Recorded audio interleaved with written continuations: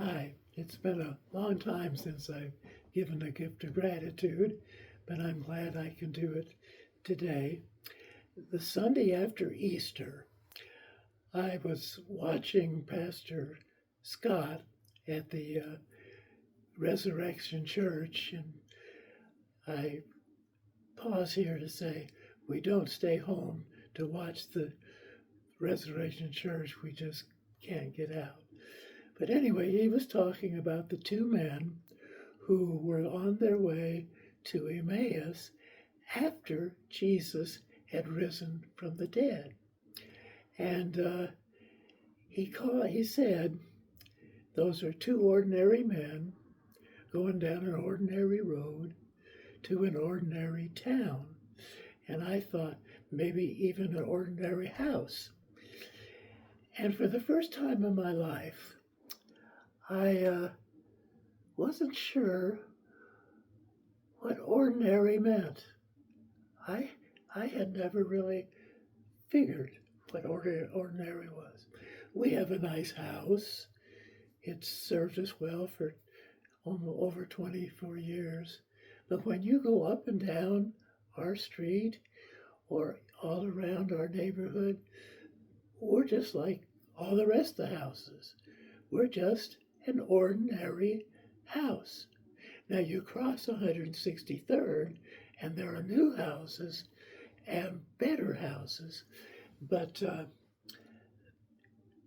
we become more ordinary compared to those. Grandview and Belton and Raymore and Harrisonville, they're all nice towns, but when you compare them to each other, they're just places where people live and work, and really they're just ordinary cities, not compared to like Kansas City or St. Louis or Chicago. So that's ordinary.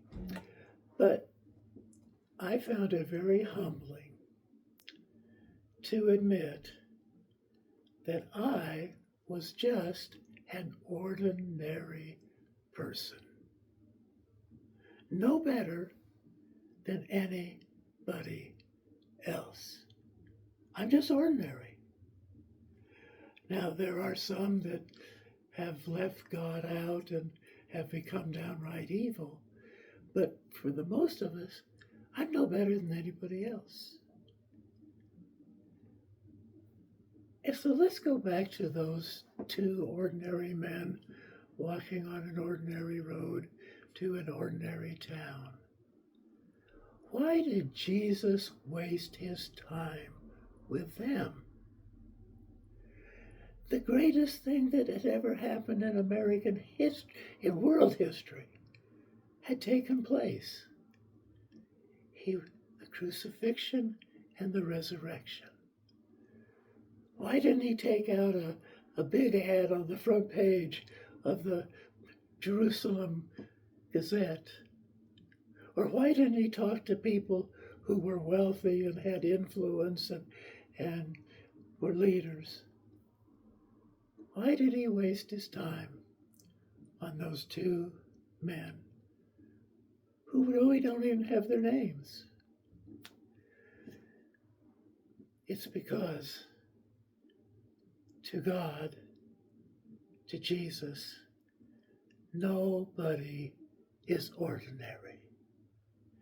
Everybody is special. And he came to those two, opened the scriptures to them, their hearts warmed within them, and they even invited him into their house, though they still didn't know who he was. But when they broke bread together, and when they broke bread together, he revealed himself to them. And they realized it was the risen Lord in their house. I imagine when they were walking towards Emmaus, they probably walked pretty slow, confused, trying to figure out what just happened and why. But on the way back, I bet they hurried to tell Peter and the others and anybody else that they could. We have seen the risen Lord. He is risen. You know, it was the same with the shepherds.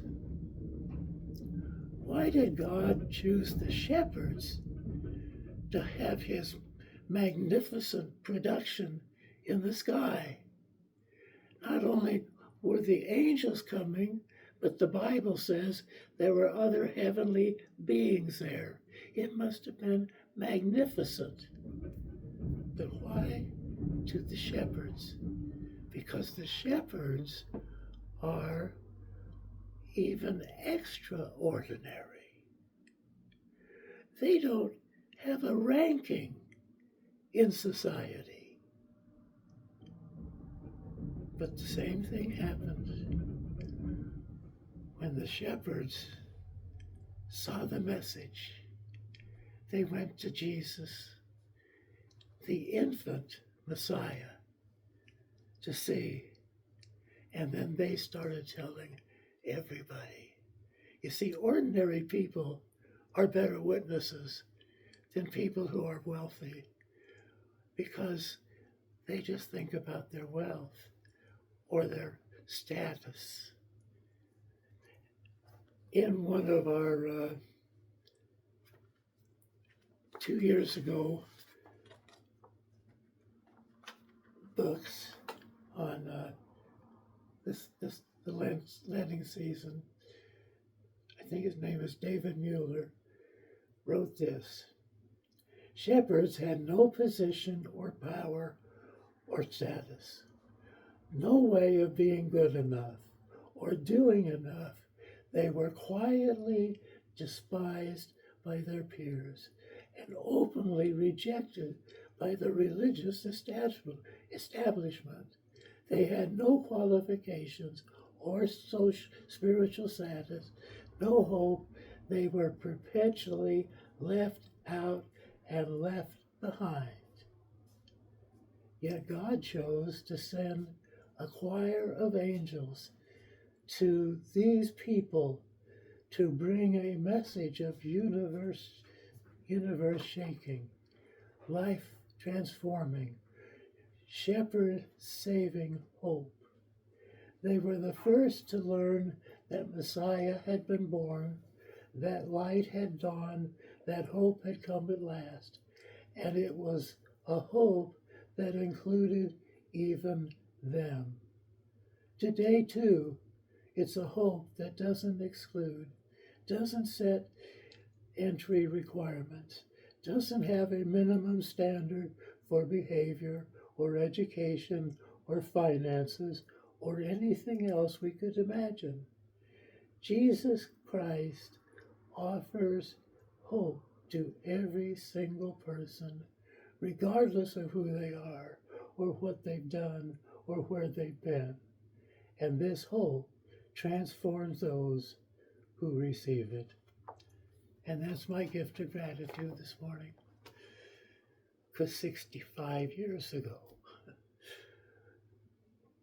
God took this ordinary person and changed my life forever.